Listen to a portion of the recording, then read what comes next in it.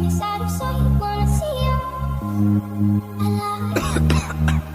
ួយថ្ងៃមួយខែក៏ប្រែទៅជាមួយឆ្នាំមួយវគ្គគិតទៅវាសុទ្ធតែឆ្ងាយដេកគិតដល់គិតសំលេងនៃខ្សែជីវិតឯណាគ្រីសុខចង់ដើរទៅមើលយិតដើរទៅរកពលិតដើរទៅរកតម្លៃភាសាចង់មកសាក់តាមចិត្តគេឬចង់ឲ្យគេចាំពីដល់មកទៅហៅទៅបានថាទៅសុំចង់ឲ្យខ្ញុំខិតទៅខ្សែចង់វាយមួយស្មើមួយទៅយល់សោកដើរទៅយល់សោកស្លាប់តែទីដាក់ចង់ខ្ញុំបាច់ដល់អស់ព្រោះ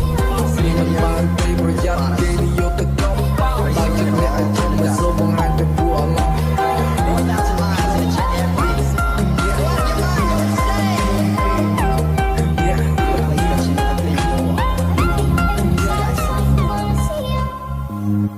I